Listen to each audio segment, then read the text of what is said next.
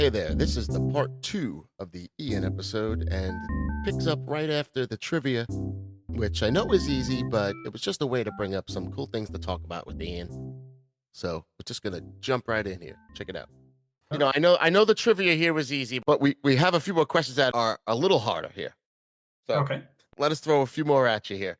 And We'll see if you bring up one of my favorite crossover rifles in my whole collection. Ooh. Okay, we gotta remember that in case we don't. Hey, Tom here cutting in. We never remember to ask about that. Sorry. I was asking Kelly this actually before the show if he knew.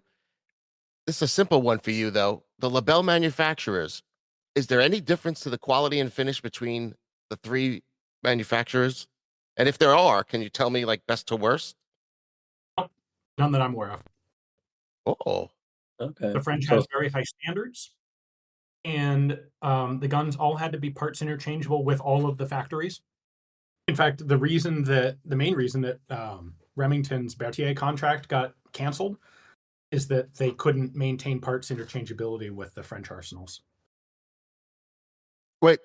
That's one of the questions was they they bit off more than they can chew, that people keep saying, and they had the part interchangeability issues.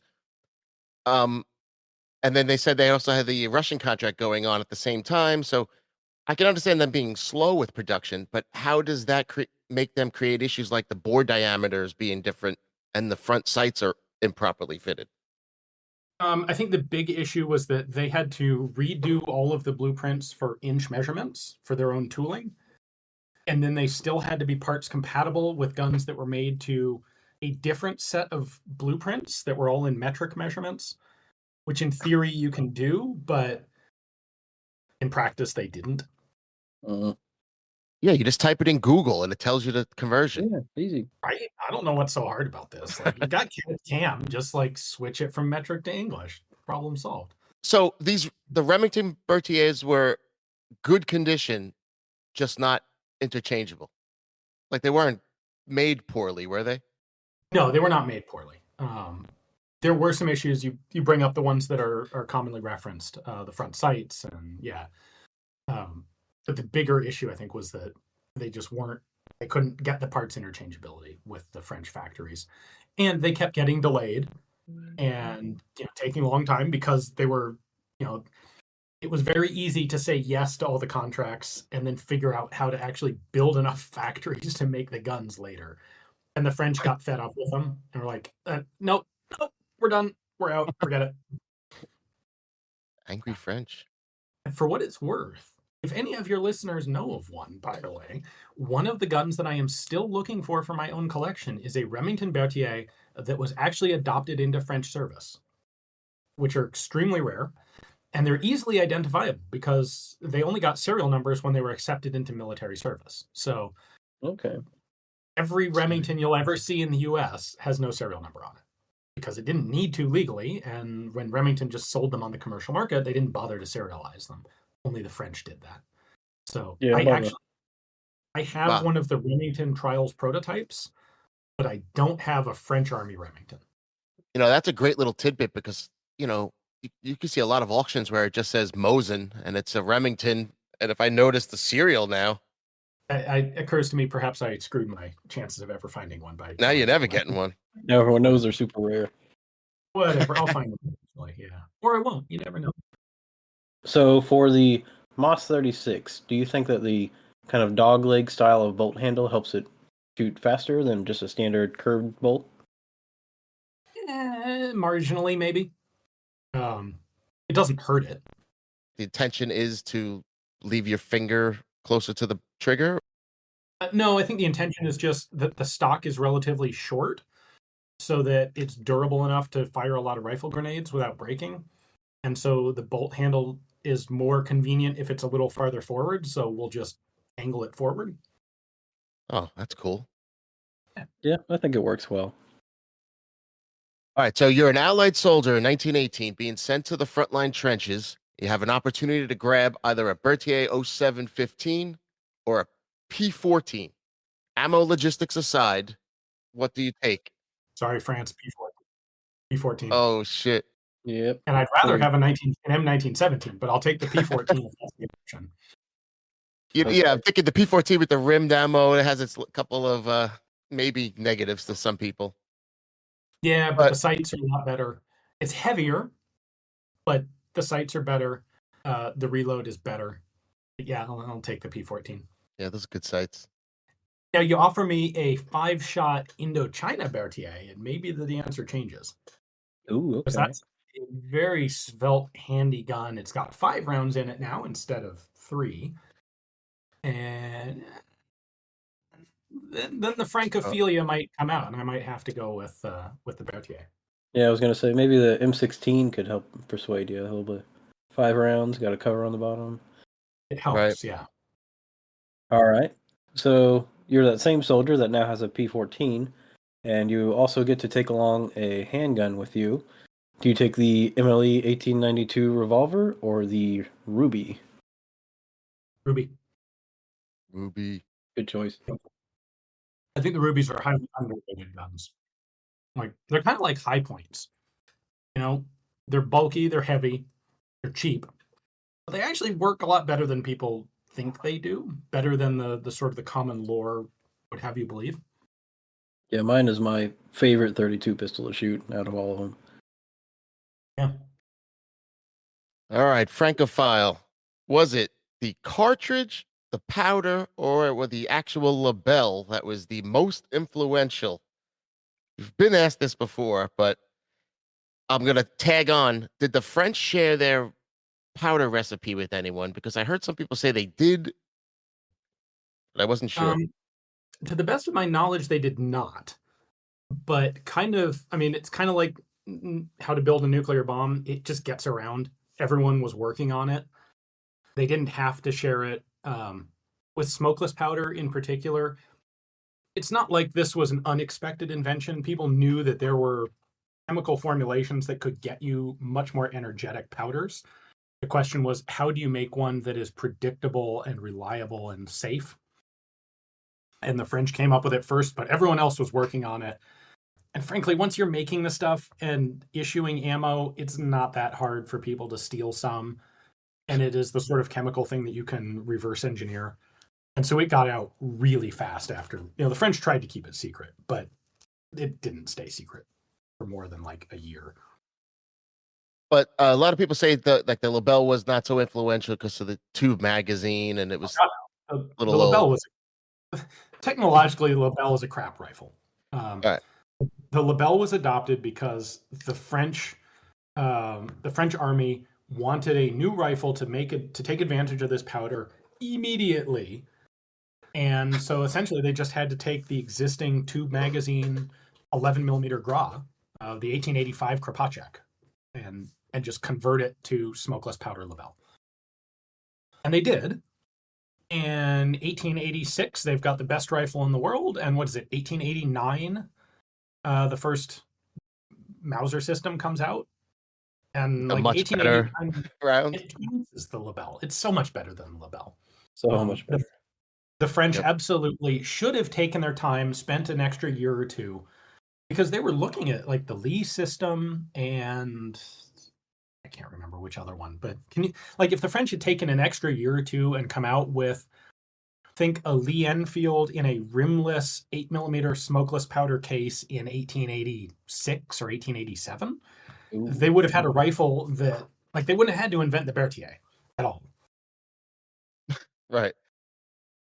So, yeah, so then it wasn't the right. So the powder was the most revolutionary thing at that point. Then, Yeah, the rifle is a recycled, first generation mag fed black powder rifle, and the cartridge is 11 millimeter Gras neck down to 8 millimeter, which there are some clever elements to it, right, but rim. it's still a crap cartridge.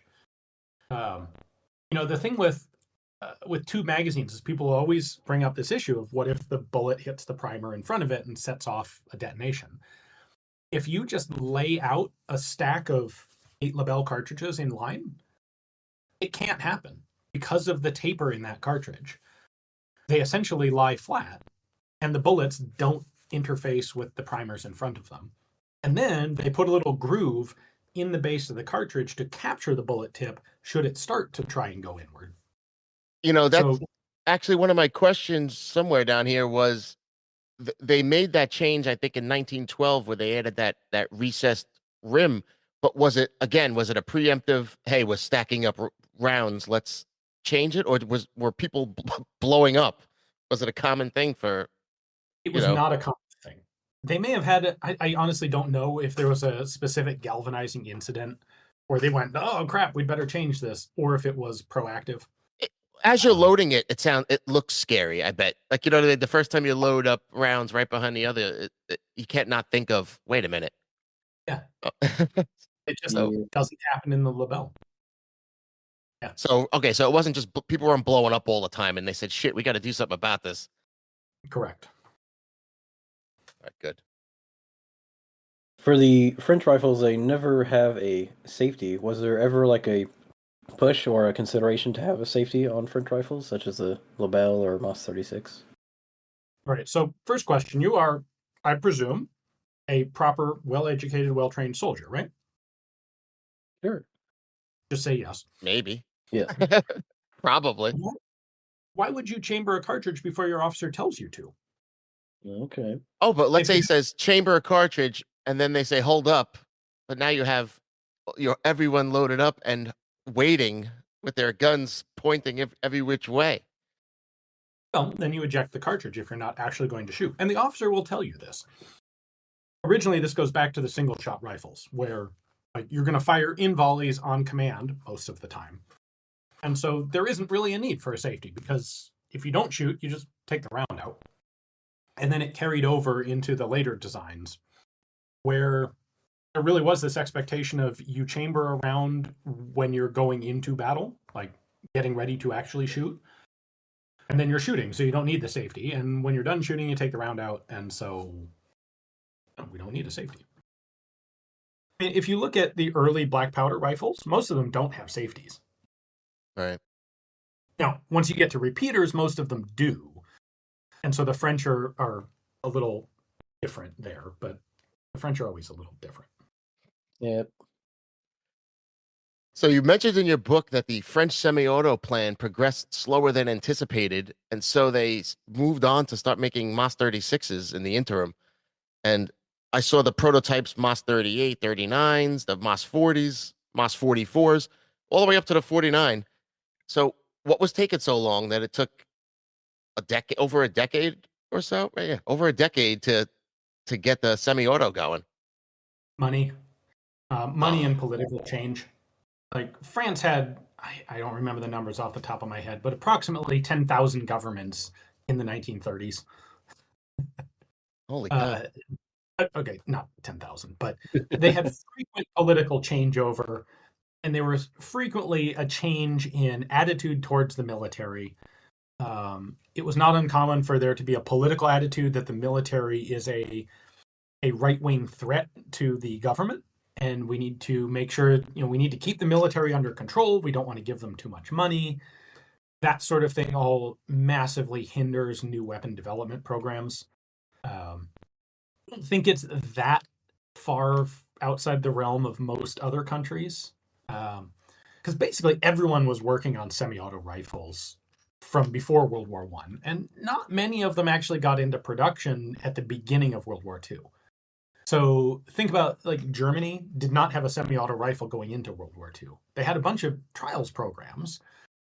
Had France not had an armistice in 1940, by 41 or 42, they would have had MOS 40s in production, just like the Germans put Gewehr 41s into production. They didn't have the chance. Wow. So there was nothing, it wasn't a gun design thing at all. It was politics. I don't think so. I think, honestly, their design was really good. It's very simple. It's very economical to manufacture. You look at a MOS 44, or the ones you'll typically see are 4956s. They're direct gas impingement. There are very few moving parts. They're economical to manufacture. I think they're really a seriously underrated gun, largely because they had 10-round magazines. And people look at it today and they're like, I don't want 10, I want 20. Everyone else gives me 20. And they don't really pay attention to the mechanics of the gun so much as the magazine. and the cartridge. Everyone else had 308, 7.62 NATO. The French decided not to adopt 7.62 NATO, and so they kept their 7.5 French, which arguably is a more appropriate caliber. It's virtually the same ballistics at a significantly lower chamber pressure. But of course, the ammo is harder to get today, so people aren't as interested in it. Interesting. Okay, I think we have a few more quick questions here on some non-French rifles before we get to our speed round. Okay. So for Mausers, which do you think is the best Mauser rifle cartridge in terms of overall performance, recoil, accuracy? 7. 7 mil? Yeah, Another 7 mil. I think that's a general consensus out there. Which is worse, the French serial number alphabet font or the German serial number alphabet font? Probably the French one. Yes, the answer is the French one. It's hard, yeah. It's frustrating. Pro tip, stick to only collecting the chassepot, and you get to only have block letters. Oh, perfect. Right. The thing that gets me the most, I've lost count of the number of times I see a gun advertised as a d'arm. Like, it's a d'arm Lebel.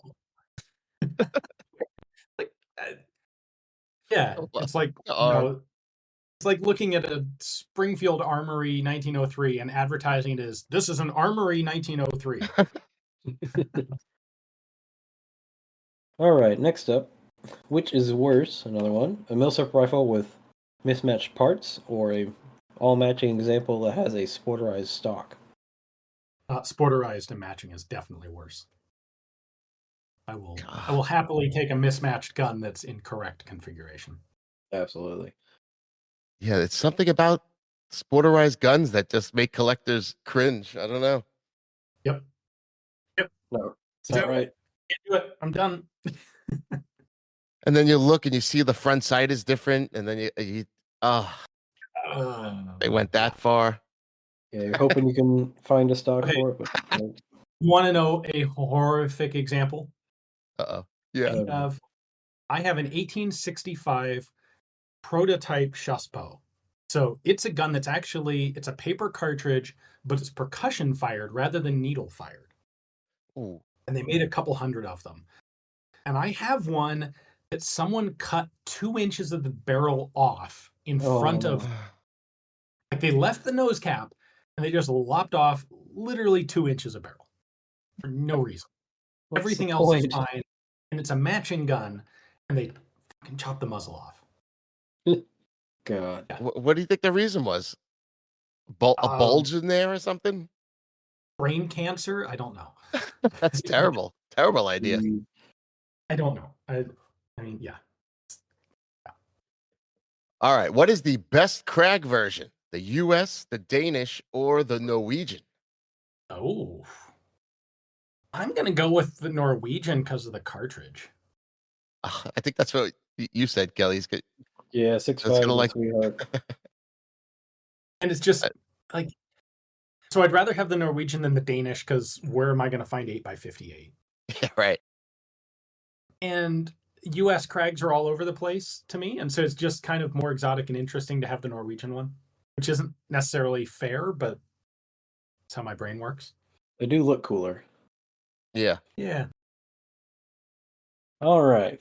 One more we have. Do you think you would have better luck accurately naming more of the 17 Dutch Mannlicher models, or 27 Ottoman Turkish models, or all 22 of the Mannlicher straight pull rifles? Oh, I'm screwed. I'm not any good at any of those. There's so many. The Mannlichers are probably my best chance, but it's not going to be pretty.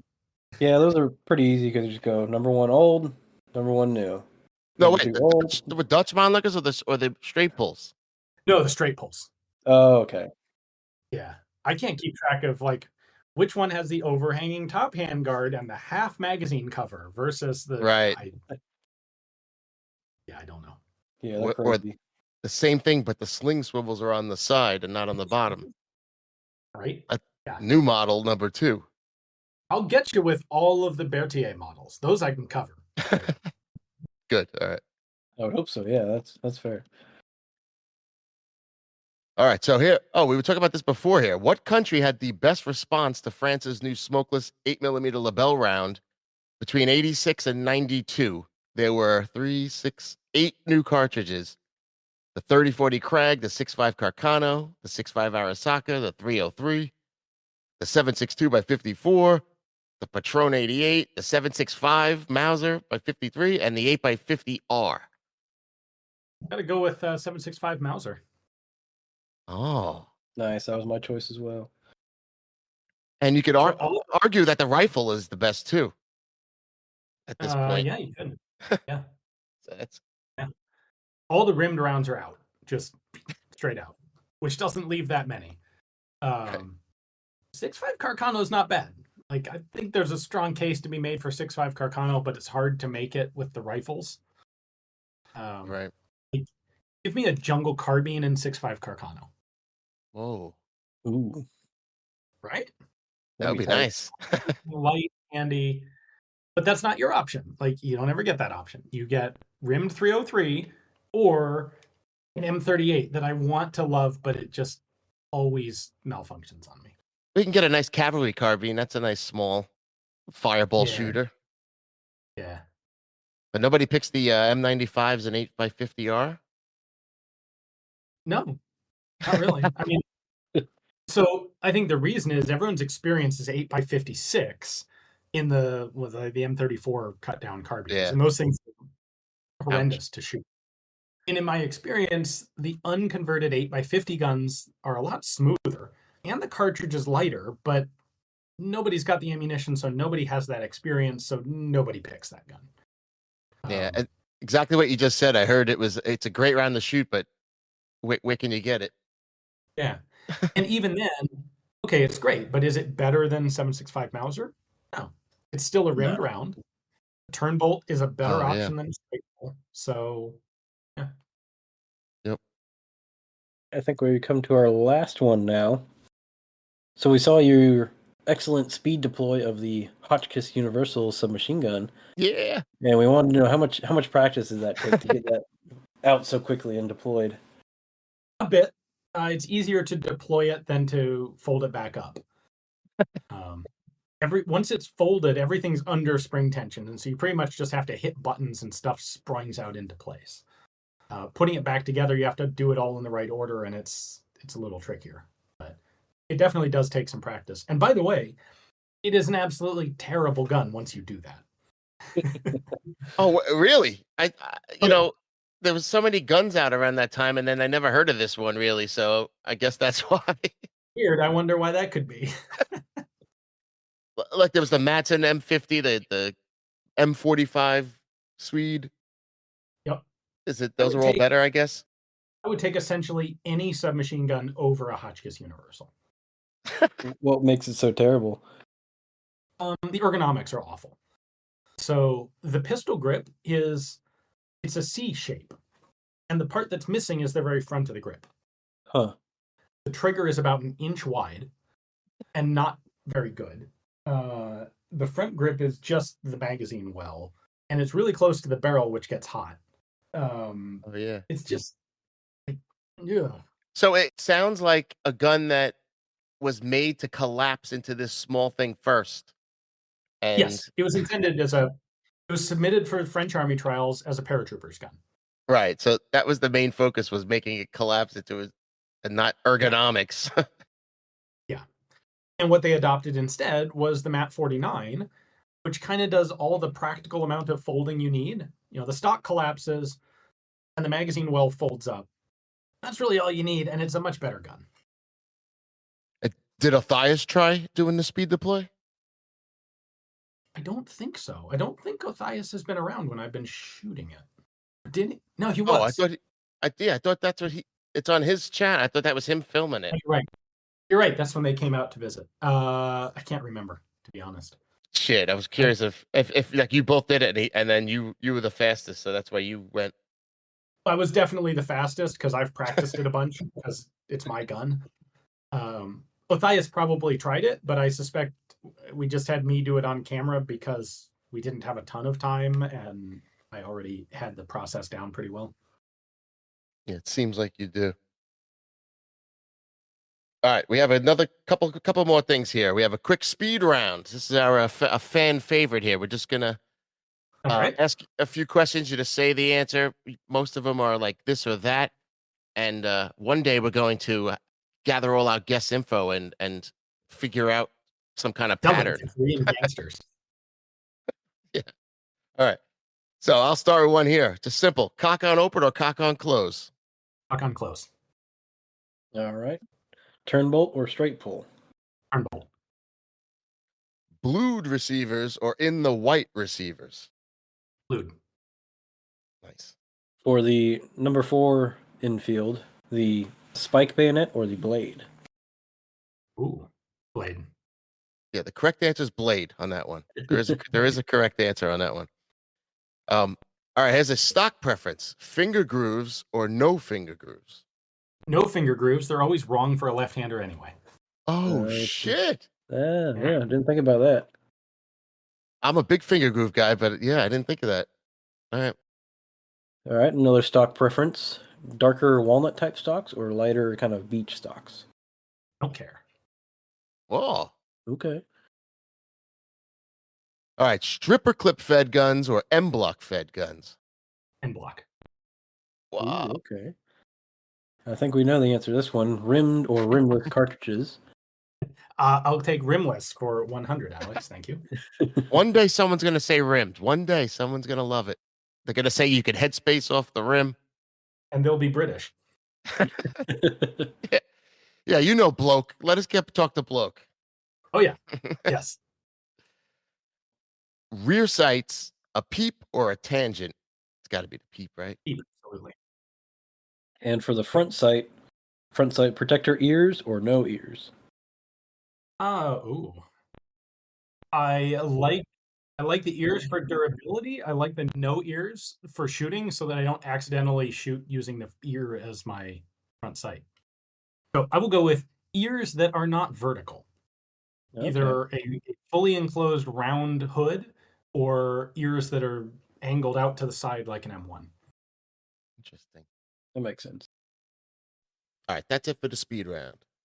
Now we're on to a general question here. What's the most fake thing you think in French firearm collecting? Like the Waffenants and Nazi marks in the German world. But what gets faked a lot? Any markings? Honestly, not much gets faked on the French stuff because no one gives a crap about French and there's nothing worth faking on them. Okay, so the most faked thing would be the CR39 underfolders. Because That's what you said. That's what you said. That was my guess. They're very rare, but there were some movies that were done about Dien Bien Phu where they had new stocks made, and those things got out onto the market, and people used them to make fake repro underfolders. Wow. Okay. Next up in the general questions is, if you could only collect one, would you take Mannlicher actions like the Steyr 95 or the Dutch, or you can only collect Carcanos? Ooh.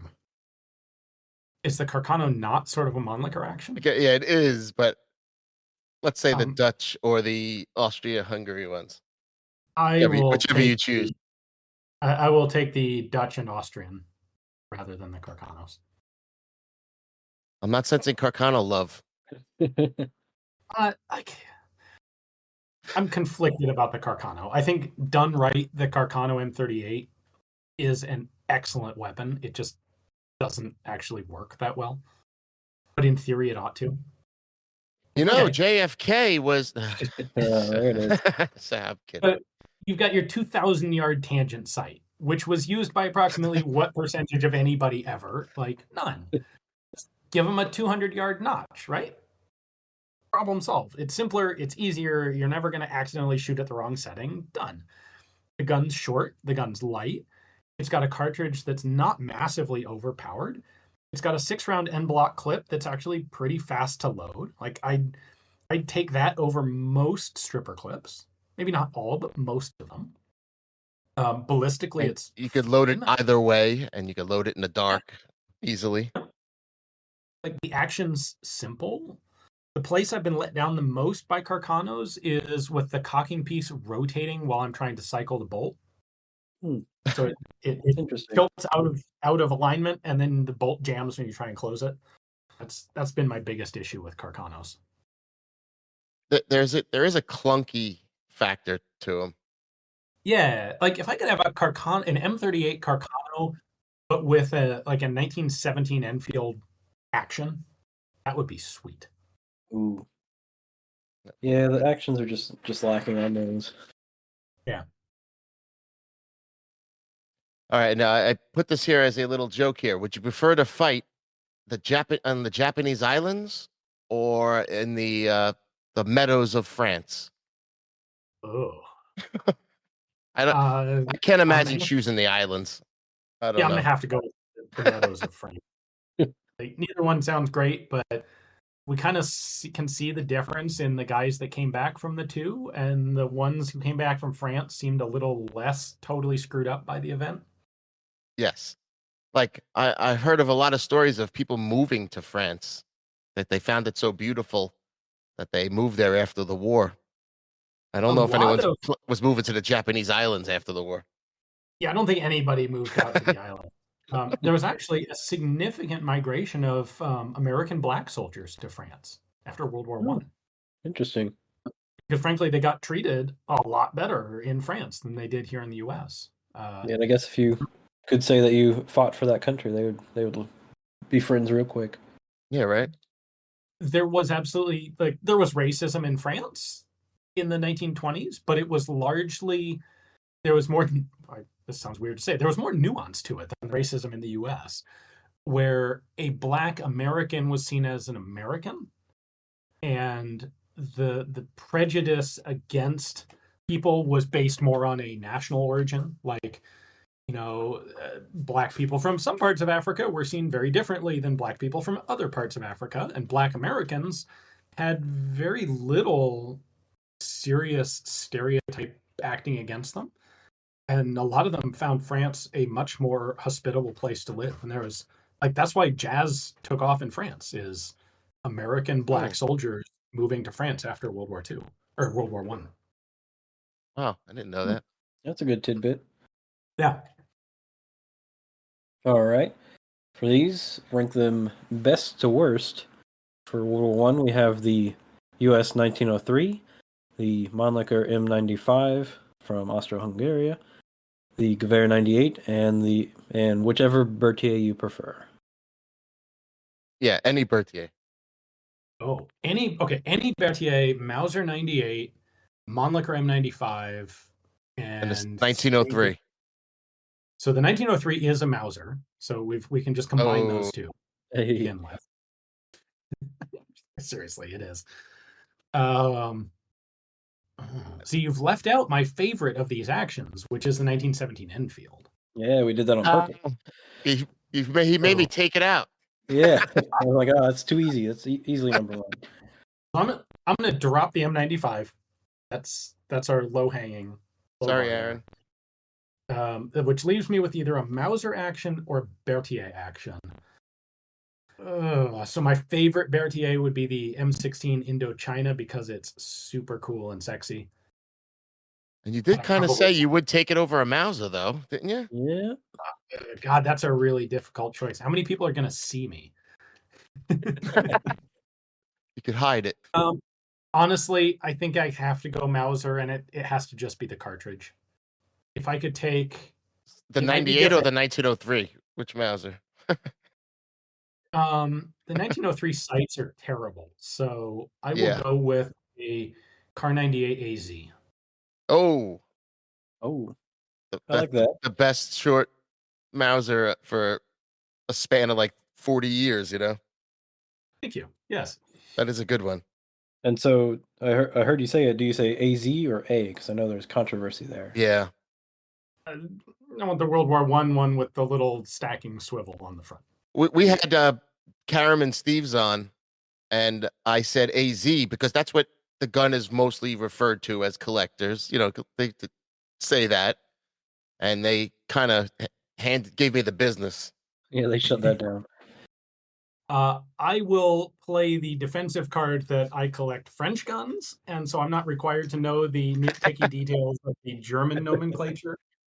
So I will go with whatever Karim and Steve say, but actually go check in the book. True. All right, so in that same vein here, semi-autos, a G43, an M1 Garand, SVT 40, or a MOS 40. I'll give you one of those French ones. M1. M1. That's neat. M1, yeah. Now, I mean, our friends were asking, what if the G43 was made with the same quality as the M1? Nope, don't care. And Oh, frankly, sorry, Zeb.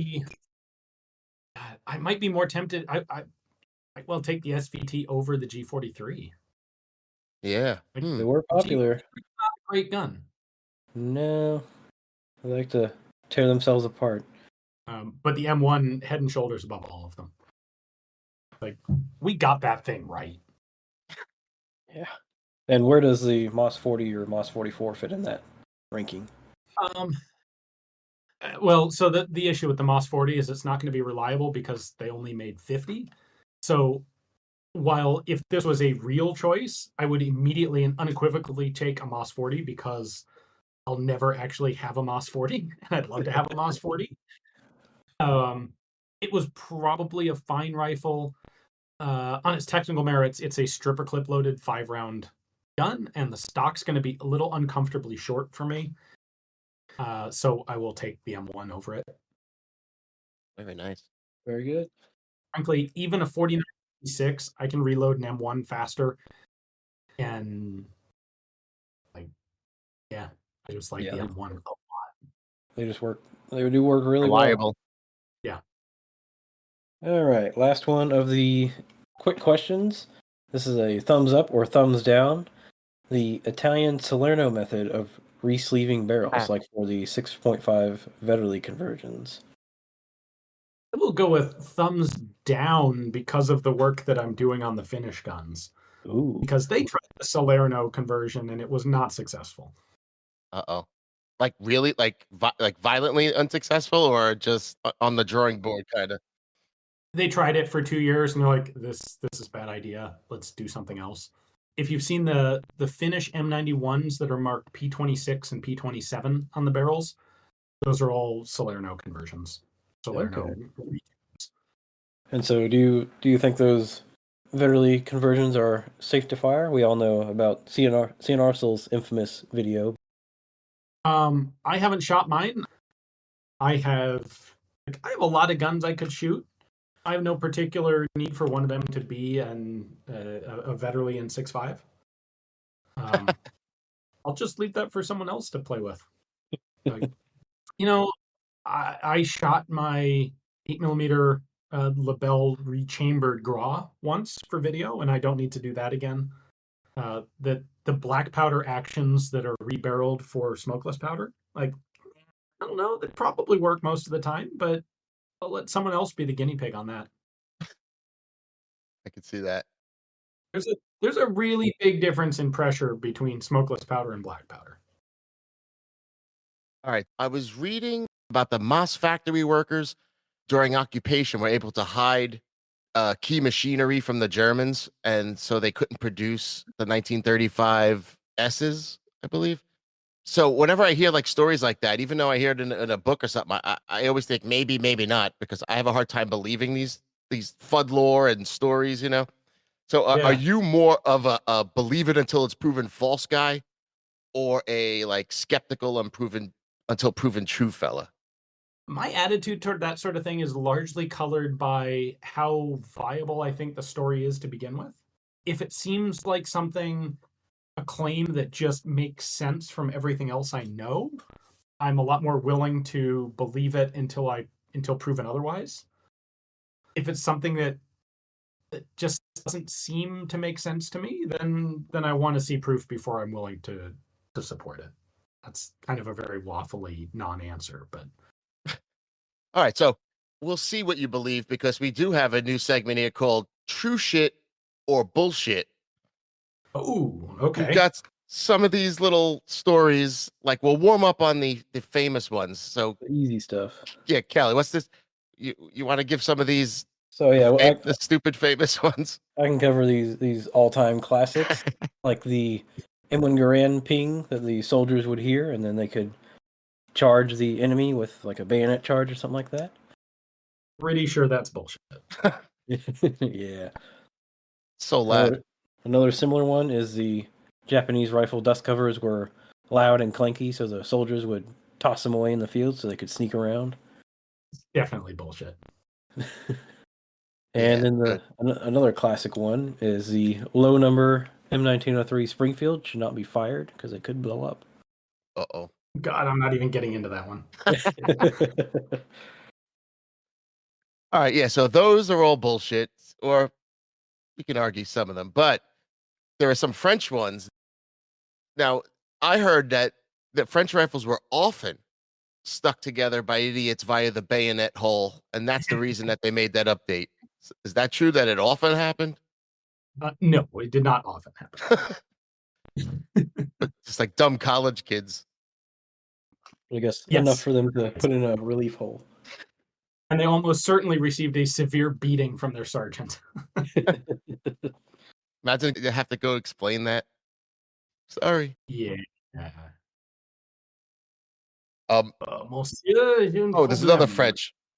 The French soldiers on horseback or motorcycle would regularly lose their bolt plug and firing pins, and that's why they made that plug and receiver notch update. So that is not a regular thing, but it did absolutely happen because I saw the actual memo from the unit to the factory explaining it, and that is why they changed the factory or the bolt plug design. Oh, that's cool. And I can only imagine because that memo was something like, again, it's in the book. I don't remember it off the top of my head exactly, but it's like we lost 20 of them and we found 13 or something.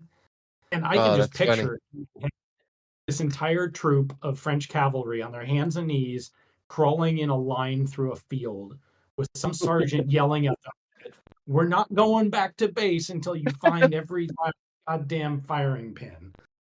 And they never did. And I'm sure they were cursing the gun at that point. Yes, probably. Yeah. And the sergeant and the 7 idiots who weren't able to find theirs yet. And yeah. That's pretty funny. Wow. Another quick French one. There was a limited run of Berthier carbines made with safeties. Wrong. No. There are a limited number of Berthier carbines that were modified to have safeties by sporting users in like commercial ownership, but no, there was not a limited run from the factory. All right. How about N-marked guns mean you could shoot all modern PPU 8mm Lebel out of them? That is true. However, you can also shoot modern 8mm Lebel PPU out of non-N-marked guns. The thing the N lets you do is shoot the 1948 surplus, which you don't want to shoot anyway, but you can if it's N-marked. Okay, I think we have one last French one. So this is about the Remington Berthier contract. The lore is that although Remington puts a lot of blame on labor strikes and equipment delivery delays for them missing the numerous big contract deadlines with the Russians and the French, the story is that they were paid by the Russians to prioritize the M91 contract over the Berthier contract in 1915. Ooh. I'm not sure, honestly. I don't think they would have been put it past the Russians. I don't know that they would have been paid by the Russians, but the Russian contracts were a lot bigger. And so they may have just made that decision on their own, but I don't know. Now, what about similarly, the Remington was paid by the Germans to slow down and screw up the Berthier contract? I'm pretty sure that's bullshit. I don't think Remington had a good mechanism for getting paid by the Germans, and I think we'd know about it if they did. Yeah, that'd be very controversial if that happened. Yeah. Oh, the Germans involved in something controversial? Holy Yeah. shit. The appendix on the Zimmerman telegram. P.S. Please tell Remington. Okay, now I have some from countries that are not France. So for this one, it is Finland, and the question is, were Arasakas used in great numbers by the Finnish Civil Guard? Yes, but not for very long. By the mid-late 20s, they'd standardized on the Mosin, and they were getting rid of Arasakas. So But how early many on, yes. Arasakas around? Like what numbers we talking? I don't know off the top of my head. I can find those numbers somewhere, but I don't know them by heart. Out of like tens of thousands or something like that. Wow. Definitely tens of thousands. I don't Wow. know that it was hundreds. Yeah. I didn't even realize it was that much. I don't think of Arasakas in the Finnish. See, I need the book. So, yeah, it's because the Russians had a bunch of Arasakas, like hundreds of thousands of Arasakas. And the Russians tended to, when they could, use them in second line duties so that the Mosins could go to the front line for standardization. And so there were a fair number of occupation troops in Finland who had Arasakas. Wow. And then somehow mysteriously all became Finnish Arasakas in about 1917. Yeah. Well, the next one says the Russians had tons of Arasakas and rechambered a substantial number into 7.62 by 54 R. No, they were not rechambered. Well, not by the Russians. There was someone else who rechambered them, but it wasn't the Russians and it wasn't 54 rimmed. Well, these Arasakas got around. Yes. What happened after the Finns got them, the Finns let a lot of them go, sold them, or gave them to Estonia. The Estonians had a lot of British equipment, and the Estonians actually rechambered a significant number of Arasakas to 303 British. That'd be cool to find. And I plan to film one of those next year in Estonia, because I will be in Estonia to do some filming. I will look forward to that, because that seems like a cool rifle. Me too. I've never seen one yet, and I can't wait to. All right, next up is Germany. So machine guns were not allowed to be owned by the Germans after the Treaty of Versailles. And so Germany made them anyway, but gave them alternate or like code names. They could be made, but in limited, or they could be possessed, but in limited numbers. And so, yes, their development was largely done by shell companies outside of Germany, and they were given designations to make them look like they were pre-war designs, like the MG-13. Oh, shit. This one I think I know. The Turkey forestry carbines were made in an odd caliber on purpose to prevent stolen guns from being useful. That is the story, yes. As far as I know, it is true. I have not come across any information that suggests otherwise.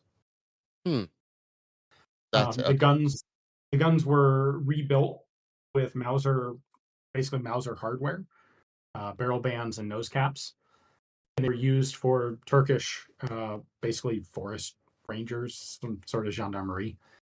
And the idea allegedly was, if they get ambushed and their rifles stolen, it doesn't do anyone much good because it's hard to get 8 Lebel ammo. Now, I suspect there's also a significant element of they're already in 8 Lebel, and so we'll just leave them there because these aren't soldiers going into combat. They're friggin' guarding trees. So they're probably not going to be shooting much.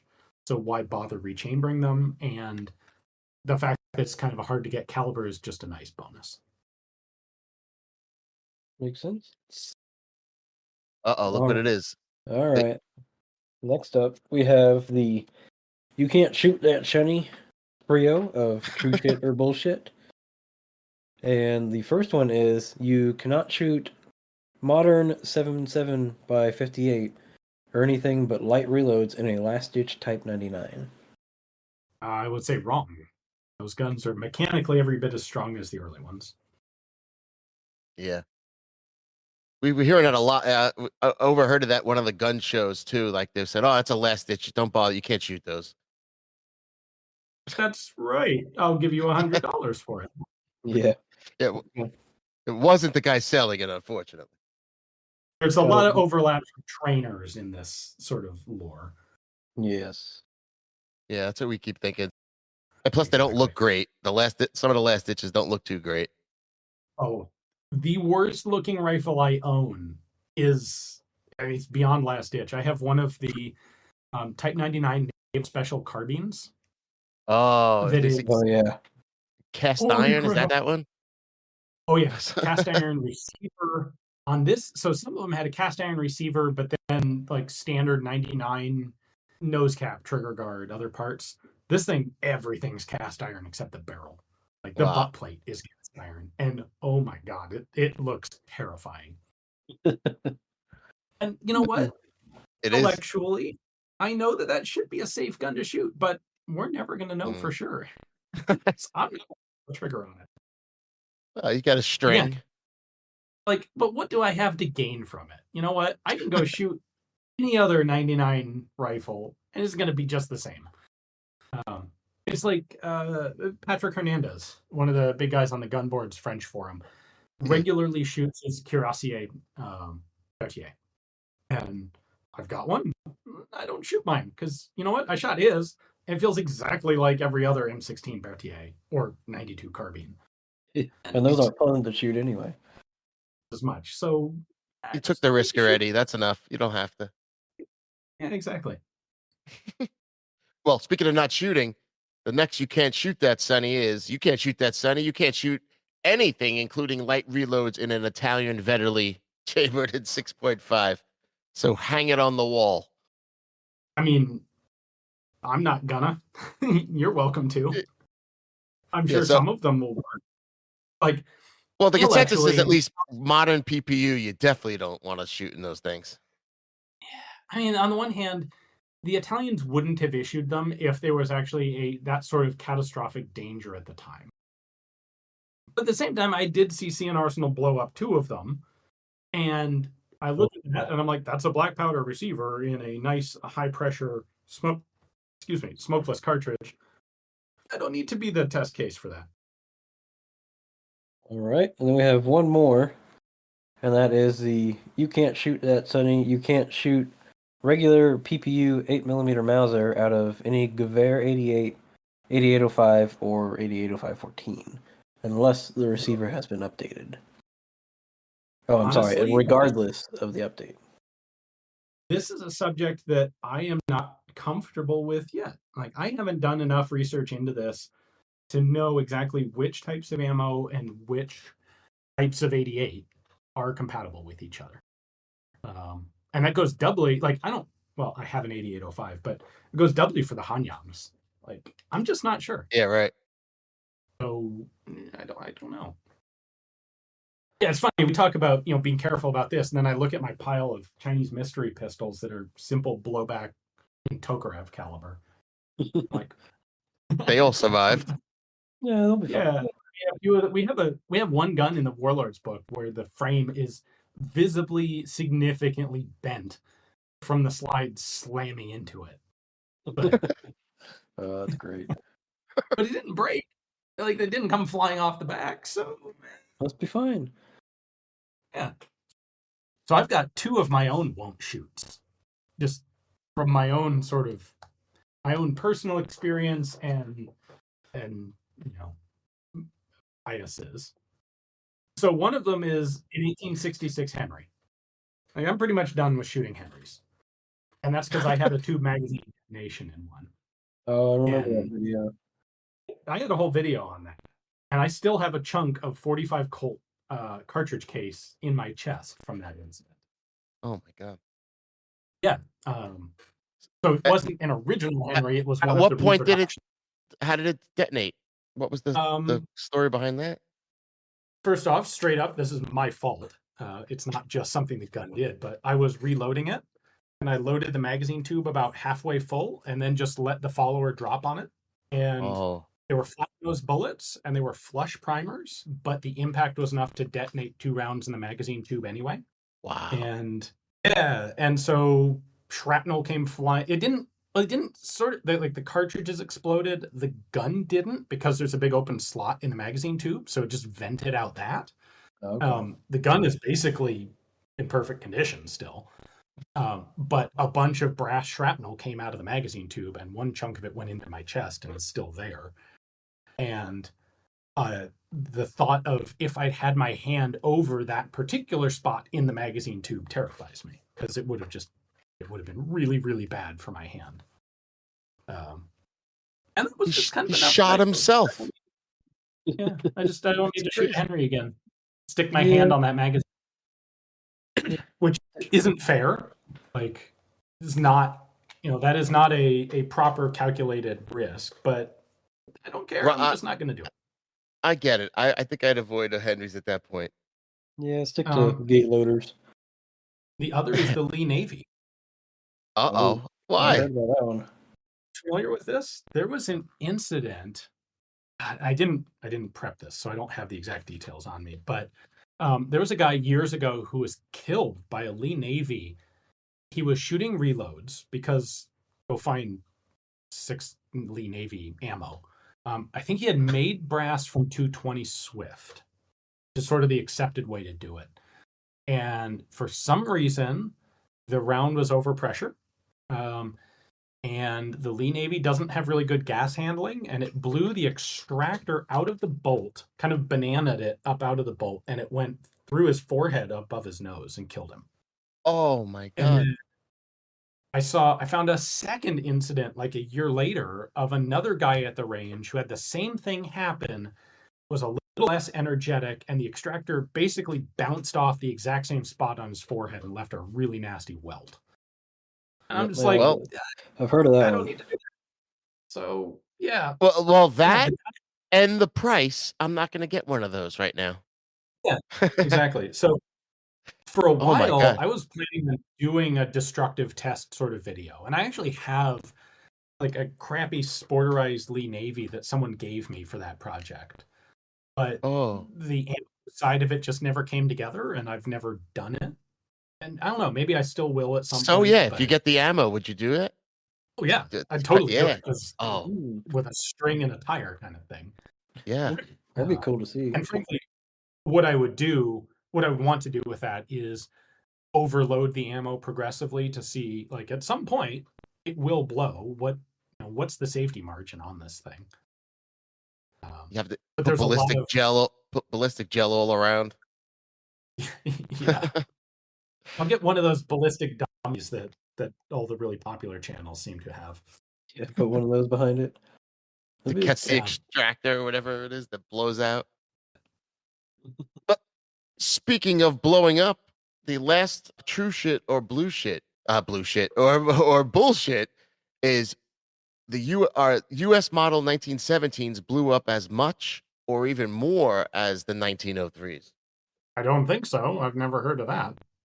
Well, there's some story going around that they looked at the numbers of like ammo blowing up 1917s, and it was almost as many or just as many, but they didn't make a big deal about it.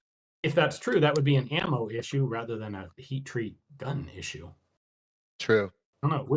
There was some pretty crap-tastic ammo in World War One. Like, there were a lot of issues with the Ross with really crappy ammo. And that Ross never got over their never had a great reputation. Yeah. No. And got screwed by that. Yeah, they really did. Okay. Well, if you're up for it, I think we have a few user-submitted questions. And most of these are easily Googleable, but I think they just kind of wanted to have the expert on French firearms answer their questions, so we went ahead and accepted them. Okay, I'll do my best. The guy that wrote the book on French firearms can answer your questions. It's amazing. Maybe. And the answers might even be true. We'll find out. First up, the question was, I'm trying to confirm if my Lebel is 100% matching, but I don't know if some parts should have serial numbers but were wiped or just worn away. Which parts do I need to be looking at to determine all matching Lebel? Let's see. You're going to hold on one sec. Let me just grab a Lebel and double check. No, perfect. See, this is a good ad for his book, because this is exactly what I would go to his book for and take a look at and find. Yeah, to buy the book. Yes. And in fact, I have a 2-page spread in the book that shows the serial numbers on each part of a serial numbered Lebel. See. So I don't remember the stuff. I just know where to look for the stuff. See? All right. So it is the stock, barrel, the floor plate attached to the trigger guard, but it's actually the floor plate is numbered. The front hand guard, the bolt handle, and let's see, and the bolt head, I believe, is not. So there's no serial number on the receiver. That's kind of the big unusual one on the Lebel. Is there's a number on the barrel. That's the main number, but not one on the receiver. And did they do any internal parts? Because I know like the MLE 1873 revolvers had like every single little part numbered. No, none of the internals. That stinks. When did they stop doing that? Do you know? Let's see. I think it was with the Lebel. The 85s have more serial numbered parts. See, I know that the 1878 Kropatscheks, like the nose cap and the barrel bands, are serialized. There's some weird ones, like the M27 Lebels. Actually, some of them do have serialized like sling swivels, but not the standard Lebel. Okay. All right. This one I didn't know worked this way. Can you use a 3-round end block in a 5-round and vice versa? Both ways. Yes. The only exception being you can use a 5-round clip in a 3-round gun, but you can only load it with 3 rounds. Ah, okay. You do that, and the bottom of the clip will stick out the bottom. Will work. What they did, the 3-round clip has the latch right in the middle. And when they designed the 5-round clip, they put 2 of the little locking catches in exactly the same dimensional location as on the 3-round clips, so that they didn't have to modify any of the magazine, the clip catch hardware. And so, yeah, as a result, you can lock a 5-round clip in a 3-round gun. That's awesome. It looks stupid and it's clumsy to load, but you can. And then let's see. Oh, here, my local gun store has a Berthier that they claim is chambered in 7.5 by 54. I've never heard of this, but assume it was a World War One modification, but I don't see any markings World War II. Oh, sorry, yeah, World War II modification, but I don't see any markings on it out of the ordinary compared to my own Berthier and 8mm Lebel. What should I look for, or did they make a mistake? There is such a thing. It is the model M34, and it will say M34 on the receiver. It will also have a fixed flush magazine fed by stripper clips on it. Wow. So you won't have an opening in the bottom for the clip to come out. So the M34, okay. That's cool. I've heard about the M27s, but I haven't heard about the 34. So the 27 is the Lebel converted to 7.5, and the 34 is the Berthier converted to 7.5. Ah, all right. The Lebel was pretty much an experimental thing. They did like 1,200 of them over about 10 years. The Berthier was the one that they decided was the more economical conversion, and so they made 60-some thousand. And there were actually, a lot of them were used in 1940, in the very beginning of World War II. Nice. So that's a nice and available round, nowadays. Is it okay to shoot these today? Nothing wrong with them? Yep. The Berthier was a smokeless powder gun from the beginning. It's got a 2-lug rotating. Yeah, they're safe. I feel like you don't really see a whole lot. Caveats about your particular individual rifle may be totally screwed up, but the design is fine. So I feel like you don't really see many of those. If they made 60,000, did a lot of them end up in Africa or something like that?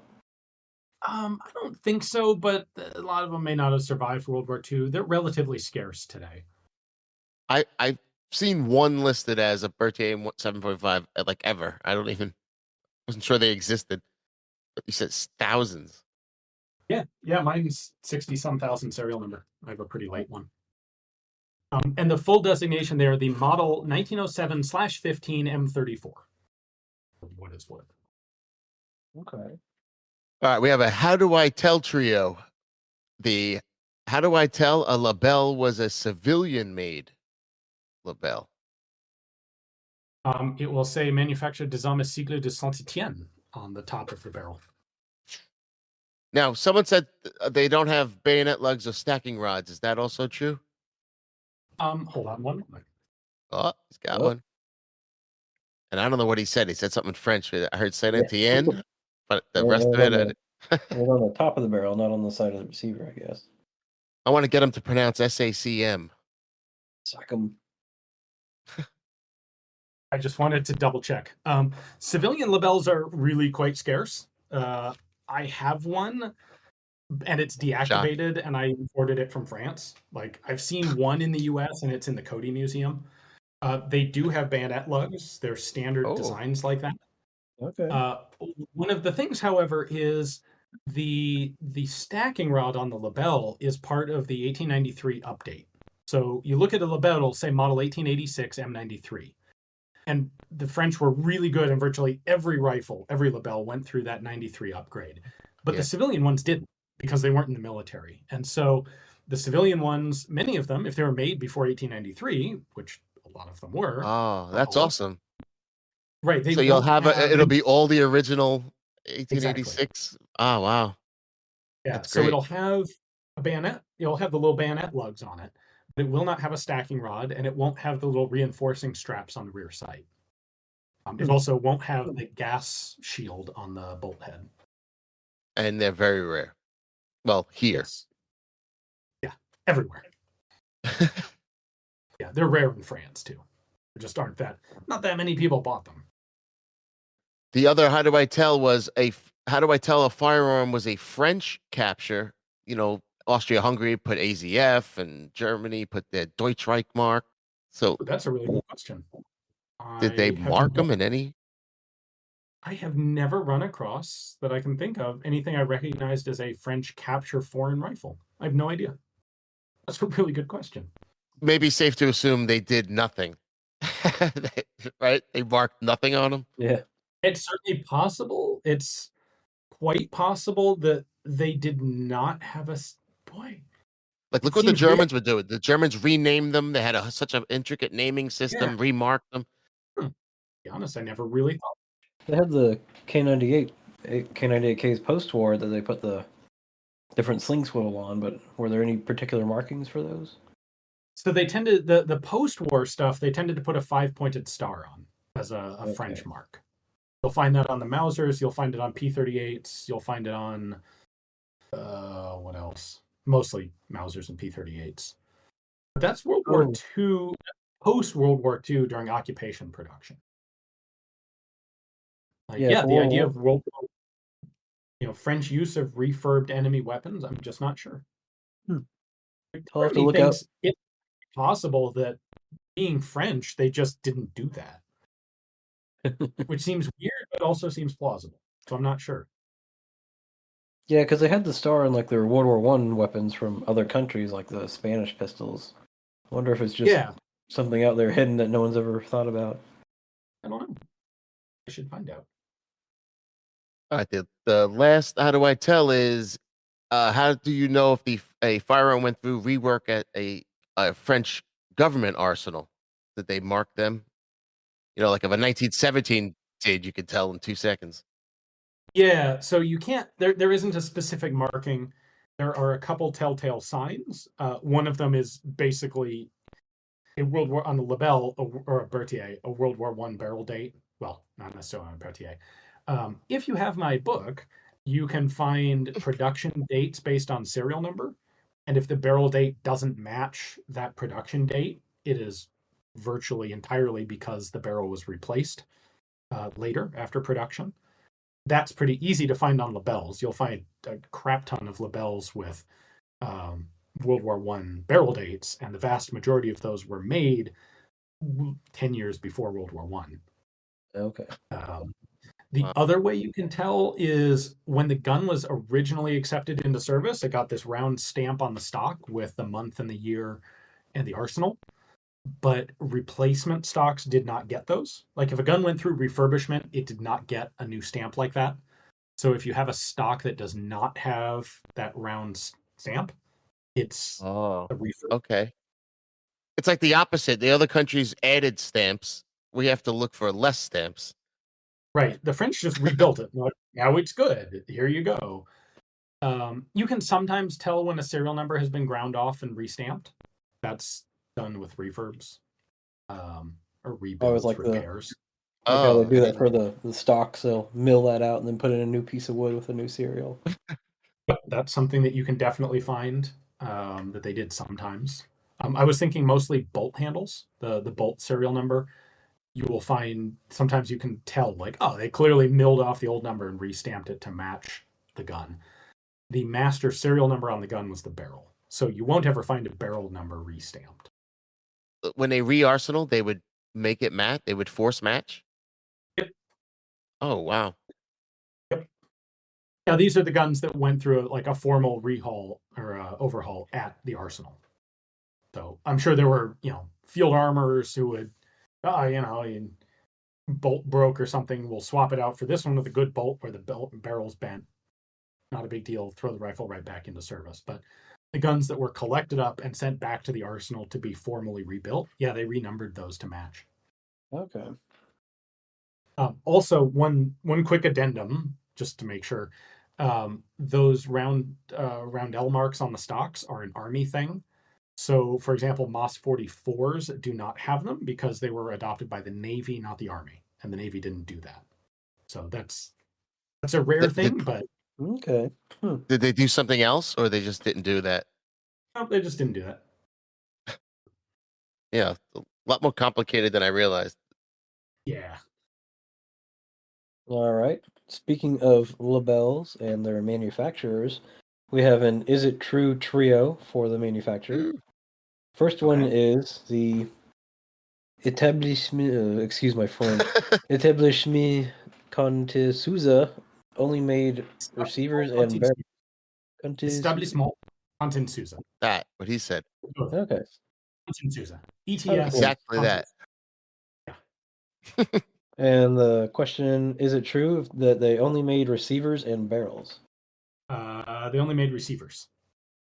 And are they less valuable or more or less collectible or more collectible? I have not seen any real difference. They're only Berthiers, so they're not Lebels.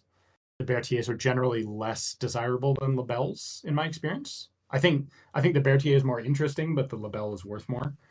The Content Souza is just they were a contract maker of receivers.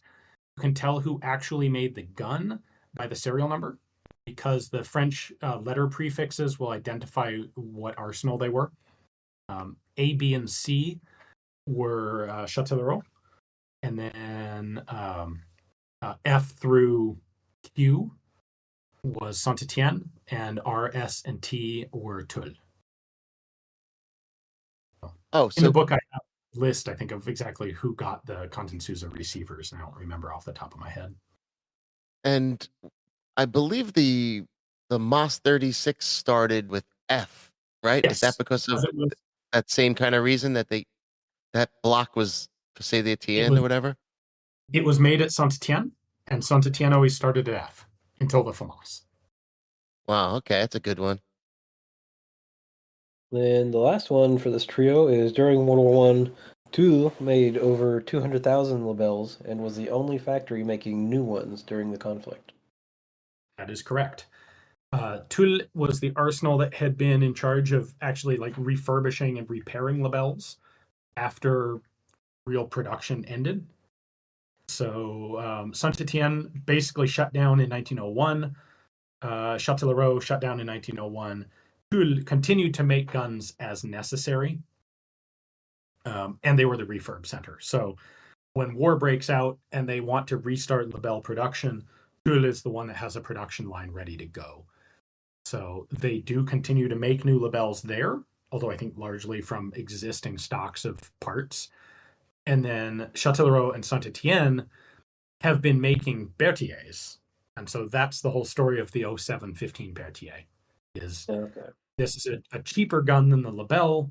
We already have the production tooled up for it. Let's go ahead and just make this and adapt it to the Lebel bayonet rather than try to restart Lebel production. All right, there's one more here in the ones here. I have two Berthiers, a long rifle and a carbine, that both have a vast amount of odd repairs done to the stocks, over 10 each. And sometimes they're in what seems like meaningless spots in the middle of the comb or in the underside between the bands. Is this a French bubba or a legit French arsenal work? And why does it seem like only French guns go this overboard? Because they're French, and as far as I can tell, that is original French repair work. Yeah, some of So, it is wild. so Yeah, like in the middle of the comb, I have one that just it's like a little, not even a square. It's like a trapezoid in the middle of the comb cut out. What is the reason for that type of I would repair? expect some piece of shrapnel took a chunk out of the stock there. So they cut it out and fitted a nice little replacement. So why was it deemed better to have just some sort of full wood there than a piece of a hole or a Yeah, piece of seems very time consuming. Yeah, but you can't have a big chunk out of it. I expect this is part of a repair process where a gun gets pulled off of a battlefield because, we had 30,000 casualties. So we go pick up all the rifles and send them back to the factory to be repaired and reissued. And they're going to repair everything that's wrong with the gun. Now, if that was just Pierre dropped it and Jean picks it up, fine, no big deal. If that's the only thing that's wrong with it, they'll just keep using it. But eventually, it's going to get cycled back to an arsenal when something really bad happens, and then they're going to fix everything. I feel like they're showing off a little bit when they cut out the old serial number and inlay another piece beautifully and with the new serial number. Yeah. I concur. When the Austro-Hungarians just put a line through the old serial number, So vulgar. or the Bulgarians. Can you imagine that? Like, what sort of barbarians would just scrape it out in a line? Come on. It's Oh. strange. I love the M95 stocks that have like 3 or 4 different serial numbers on them. Yeah. You'll see that with like Polish Lebels and Berthiers. They'll just stick their own serial number next to the original one on the stock anyway. So actually, that's most of our questions here, besides questions on what we always forget, because we talk about how beautiful the guns are and the history and the specifications, but we forget that they actually shoot. So we just had a couple of quick questions that one that I primarily wanted to know was, being a lefty, what is the main guns that really give you a problem? Bullpups. Yeah, my guess was the AUG because I fired that left-handed and gotten brass in the teeth. Yeah, the AUG's not a good one. The L85 is really bad because not only does it have the ejection port, it's also got a reciprocating bolt handle. It'll knock your teeth out. Oh God. Yeah, pretty much all the first gen bullpups except the FAMAS, because it's awesome, have that issue. That's the main one. ARs that don't have brass deflectors will sometimes hit me in the face with brass. It's not nearly as severe that just like it's a ricochet, but it's annoying. It's funny. Next question. So was there any gun that surprised you based from your expectations that was like either the recoil was significantly worse than you thought or was more complicated to work than you thought, or was something that everyone says that they enjoy shooting so much and you did not enjoy it? One of the ones that really is most memorably surprising to me is the Johnson light machine gun, which is a fantastically convenient gun to handle and carry. And it's pretty light. It's like 12 or 14 pounds. It's a really handy light machine gun. And it's firing 30-06. And it weighs, 12 or 14 pounds. So it's like 50% heavier than an M1 Garand. And yet it kicks harder than an M1. Like significantly harder. You go prone and shoot an M1 and it's just fine. And you go prone and shoot a Johnson, even in semi-auto, and it kicks the crap out of you. And so I started asking, whenever I run into someone who owns one of them, I ask them if they've shot it and what they think. And I think all but one person has responded to me that, that thing shoots or recoils way harder than I thought it would. And I think it's just a quirk of the action where the bolt's still going pretty darn fast when it smacks into the back of the receiver. Yeah, that's an interesting one. Yeah, I did not expect that. They didn't make any after the war, right? That was it. Correct. So I guess everybody realized it was too much. And the Johnson rifle's not too bad though. No, the Johnson rifle's fine. Looks yeah, a light machine gun's like a mule. Well, Melvin Johnson was right 1 out of 2 times. Well, yeah, Melvin Johnson was like 6 foot something and a behemoth of a man, and he probably didn't even notice the difference. That's right. Did you have any accidents ever? Like, besides your what do you call it? The Henry Yeah, chamber. yeah, The Henry. Henry chamber thing. But did you ever have any squib loads or close calls, like with or out of battery detonation, like the bolt didn't close fully, like or bad I've had case I've had a separations? handful of out of batteries on 9mm submachine guns, but they're really not that big a deal on 9mm subgun. Like it goes pop and there's a bunch of smoke, and you look and there's a totally mangled piece of brass, and you dump it out and just keep going. Um, it's a blowback gun. It's in a submachine gun. It's just not that big a deal. And when you've got an open bolt gun with a fixed firing pin, it's kind of just a risk that you accept. It'll happen inevitably. Is it scary shooting other people's guns, like not knowing how well they care for it, and you know what I mean, 100% everything about the gun you're about to shoot? Yeah, potentially. It depends a lot on the gun, especially if it's a mechanism I'm not familiar with. I shot a Shogun shotgun, and that was kind of nerve-wracking at first because it sure looks like the bolt's just going to come right off the back of the gun into your face. It doesn't, but it's a little nerve-wracking to shoot. Yeah, those are. I can't think of any other real problems I've had. Occasionally, I'll have a machine gun where the fire control system runs away. That's fun. That's fun. So with my general practice with a machine gun, and you often don't see this on camera because it's something that I'll do before we start filming, is load like 3 rounds and set it to semi-auto and see if it actually fires one at a time. And then you set it to full auto and give it like 5 rounds and see if you can, if you can do a short burst and let off the trigger and it stops shooting, great. That's what it's supposed to do. But if it's gonna run away, you only give it, 5 rounds to work with, so it's not that big of an issue. Right. Yeah, those are machine gun guy problems. Not many people have those problems. That's true. Yeah. I am extremely careful to keep all of my 300 blackout magazines marked and not interchange them with 5.56. Yeah, I've seen a lot of those. Yeah. Yep. I haven't done one myself, and I don't plan to, but that's a really stupid issue with 300 blackout, that it will chamber in a 5.56. And by the way, officially it will not. If you use bullets that conform to the official spec of 300 blackout, that's not possible. But nobody does. They use the readily available 308 bullets, and those do allow it to happen. Oops. Yeah. Yep. So there's the infamous video you have of Turkish 8mm ammo cracking the K98K stock. I have a friend who lost 2 fingers to a hang fire in an MG34 with Turkish 8mm. And back in the day when it was more common and idiots were using it, or people who didn't know better sometimes, I probably knew about half a dozen or so machine guns that were blown up by Turkish 8mm. Wow. Like it's a couple specific years, and I don't remember exactly which ones anymore. I don't use Turkish 8mm. It's not worth it. It's a powder that when it degrades, it breaks down and becomes more, it becomes higher pressure. Some powder chemical, like some powder types do that, and some don't. And Turkish does. Just don't use Turkish 8. I don't care how cheap it is.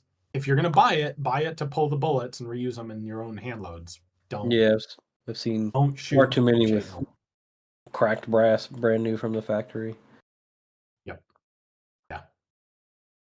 Speaking of reloading, is that something that you do for your firearms? I don't. I used to, and I just don't have the time anymore.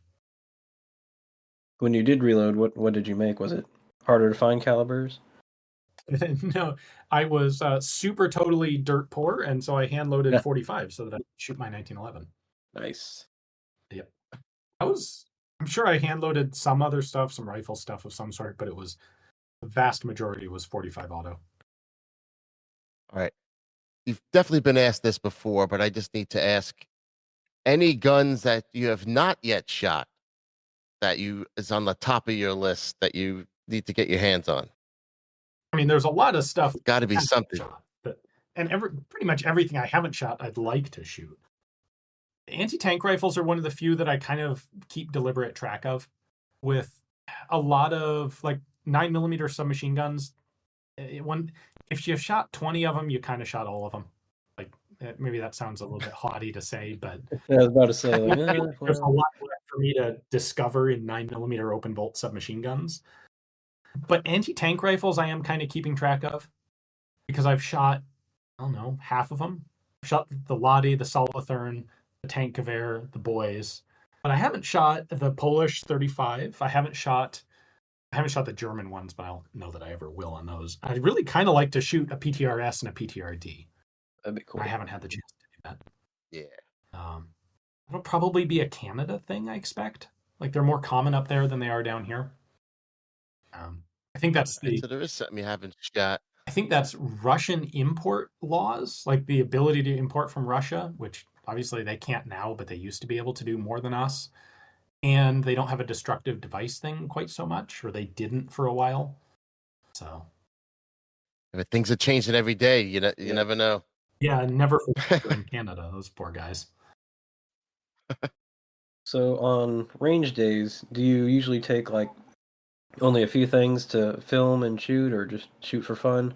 Or do you do like a bunch of different things, have a bunch of rifles and pistols and mix it up? Sadly, I don't have much chance to just shoot for fun. Almost all the shooting I do is for filming. And I don't get to shoot as much as I'd like to, just because I'm traveling and editing and doing book stuff and doing a lot of things other than actually shooting. Oh yeah. So yeah, it's vast majority is shooting for filming. Now, I guess there's sort of two sides to that. Like when I go to a competition, I'm doing that for filming, but that's also shooting for fun. So, I just watched you do a competition with the greener shotgun. And that was an interesting one. Yeah, they don't always go really well, but they are fun. Usually. But that was fun to see. That was your choice. Oh, yeah. That's funny. So on your range days, you just take whatever's next up in the lineup for videos? Pretty much. I went out to the range today, and it was, let's see, so I checked 0 on a Vector CP1 and a 380 Makarov for an upcoming match. We did a little bit of shooting with a Mossberg 870 that was rebuilt into a replica of the shotgun from Halo.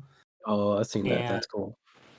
And we filmed a video with a Russian Makarov on this incredibly stupid tactical Russian self-cocking holster for the Makarov. Oh, the Spetsnaz holster. Yeah, made for Spetsnaz, which means we made this hoping to sell it to Spetsnaz, even though they never actually used it. I zeroed a rifle for a hunting trip that I have coming up. Very nice. That was actually today's range day. Do you ever hunt with Milsurp? Not yet. That's a whole other crew of people. Yeah. Posting their Yeah. Milsurp hunting I'm not rifles. that confident in my fire and sight shooting. I am all into making it as absolutely unfair as possible to my advantage. Sign me up for scope, suppressor, massively overpowered expanding bullet. Yeah. I just want meat to eat. I do use my K31 for hunting, but it has one of the clamp-on scope mounts, and it works great, actually. Nice. I bet it would, yeah. And you do all these competitions. How many do you think you do a year? And how many would you like to do a year? I mean, ideally, I'd shoot 2 per month. We have a backup gun match, and we have a 2-gun match here in Tucson every month. And I'd love to shoot both of them every month. I'd probably get to shoot about half of them because of travel. And then you can add on, I always make sure to be able to shoot Finnish Brutality and Lynx Brutality. So those are 2 extra per year. Yeah, those are awesome. Oh, they're amazing. They're fantastic. Yeah. You volunteered to do that. That's funny. Oh, yeah. Oh, yeah. It's bringing on the pain. It's the good kind of pain.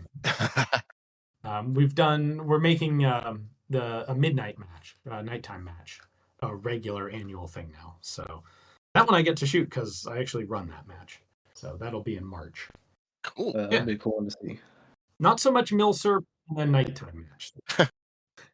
Actually, last year I tried to get my hands on an M1 carbine snooper scope setup. That'd be Oh, so much fun.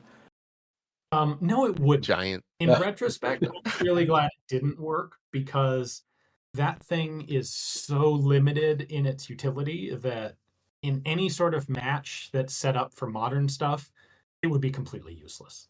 That's a 25-yard, 50-yard absolute tops sort of gun. And yeah, after running our match last year, I realized, like, wow, if I'd had an M1 carbine with a World War II infrared scope, it would have been it would have been so bad it probably wouldn't even be entertaining to watch. I'd still watch that. That sounds cool. Still would have been cool to look at. I guess, yeah. Like the optimal level of failure is when it's clearly painful, but there's like a vague hope that you might get to the end of the stage. That's I think what people like seeing. With that M1 carbine, it would have been I go to the first shooting position and I just stand there and miss until the timer runs out, which isn't nearly as fun. Well, you would have looked good doing it. It would be good still shots. Yes, I'd love to get one and do a video with it shooting, but even that's going to be difficult to arrange. That's add that to the list with the anti-tank rifles. Yeah. Yep. All right. So before we let you go, Kelly and I were talking before about if you're going to do any more future collabs or any other special projects. I know we already talked about you working on so many things with your apps and books and all this other stuff. But as far as teaming up with anybody, any plans in the works? I'd love to. It's geography is the biggest hurdle. So one place where Are you close to anyone in your app? Are you close to geographically to anyone? No, not really. That's associated with the app. 9-Hole Reviews is the closest. They're in Texas, and I'm in Arizona. Yeah, that's as good as it gets. Yeah, bit of a drive. So we have an occasional series that is exclusive to the app that is all collaborations, and that's what I call the Shosha Challenge, which is a scored course of fire run with a Shosha World War I automatic rifle. And it's great because no matter how much shooting anybody has done, they've never actually shot a Shosha. Or like best case, they put a mag through it once off the bench at some machine gun shoot. And so I put together a 75 round course of fire that is firing from the hip, firing from the shoulder, bursts. 75 rounds. Yeah. So, 5 magazines. That's great. So we load the magazine to 15 rounds. You get 5 of them. And you've got 5 separate stages that you shoot. And it's scored. There's no time limit, but your score is how many hits out of 75 rounds. So is it a bring your own Shosha type ordeal? Nope. No, because nobody has a Shosha either. Everyone runs it with my Shosha. And we've done 2 so far. The first one was Administrative Results, a YouTube channel. Oh, yeah. Because he actually is really close. He lives in Phoenix. I live in Tucson. The second one was with a really cool guy I met who was a volunteer fighting in Kurdistan and in Ukraine recently. He actually did really well at it. I'm going to be doing one coinciding with SHOT Show with Jari Laine, who's the CEO of Vars Staleka, and he's the guy who runs Finnish Brutality. Nice. He's a Finnish Jaeger reservist, really cool guy. And then I plan to do them with, whenever I can get him out here, I want to do it with Bloke on the Range. I'm definitely going to do it with Henry and maybe Josh from 9-Hole. Like that's a collaboration series that I really want to continue. Cool. We will continue. That's fun, yeah. Beyond that, I actually did a video with Jonathan Ferguson at the Royal Armories when I was there about a month ago. And that'll be posting sometime in December. So it's actually not far off. That's a fun one. We did a little. And all your latest updates, like you don't use social media really, right? Your latest updates are on ForgottenWeapons.com? Yeah. I use Instagram. That's probably the best place to find stuff. I don't really use Facebook anymore. Yeah, YouTube, Instagram. Those are the 2 places. All right. And lastly, is there anything that the average listener can do to help you in any way, like get you access to documents or things you're looking for? Like, you know what I'm saying? Is there any way that someone can help? Fashion. I am usually open to loaner guns to film, but I often feel like an asshole when people offer me things because like my standards are kind of high for what's worth borrowing to film. So I get a lot of offers for guns that I Right. have to turn down. I long time trying to come up with the most polite way to say no thank you. But I do get a fair number of interesting guns from viewers. And that's always really cool. Like I'm happy to do that as long as I'm not like in the middle of a trip, as long as I'm actually at home for a long enough period to get the gun, film it, send it back. I feel I won't take a gun on loan if I know that I'm going to end up sitting on it for 3 months before I can do anything with it. But there are definitely people out there who have really cool stuff that's great to borrow and film. Thias was talking about like also the logistics of shipping it, and now it's your responsibility, and it's nerve wracking. The whole thing is legal nerve stuff to wracking. get it back if they're in a less friendly state and stuff like that. Yeah, there are Right. some of those issues. Typically, people will send me something through an FFL, and I have an FFL, so I can receive stuff myself easily. That's not a problem. Sending it back can be. You know, it depends on the details of a person's particular circumstances, but generally what I'll do is I get it from an FFL and I just send it back to that FFL. All right. So if they do want to tell you they have this rare gun or something, just email you somewhere. Admin@forgottenweapons.com. Boom. Easy. All right, fellas. I think we've come to the end of the show here. And Only 4 hours in. this is beautiful. I could talk to you all day and night, though, Ian. Really appreciate it. This has been great. Yes. Thank you so much for hanging out with us. Oh my God. Absolutely. It was fun. Yep. Been a fan of the channel for years, so this is super cool to get to talk to you and do a nice podcast with you. Yeah. Thank you. My pleasure. And I'm looking forward to the next book and the next project and the app updates and all the new ideas that the app will spurn now with all these projects you're working on. And I don't think I even managed to mention the fact that the World War II book arrived at our warehouse yesterday. And starts shipping like today or tomorrow. Nice. So, yeah. So just in time for Christmas, you're saying? Yes. We should actually get them all out to people in time for Christmas, which is that's really cool. It's the first time we've been able to pull that off. That's awesome. We got a couple thousand orders to fulfill, and they're going to take longer than I'd like, but they are going out now. So, well, you can get them Headstand Publishing. You can get your orders in for all his books are there. So exactly. And I don't know did I say it before? If you don't have the book, you're an asshole. Get the book. Get the French book for sure. Start there and work your way up. And so good luck on the app and everything. And if you need a podcast with the New Yorker Texan, like I said, we're here for you. And one more question I forgot to ask. Yeah. What is the pistol in your Forgotten Weapons symbol? Is that a French 35A? It isn't anything. It's literally nothing. It's an F.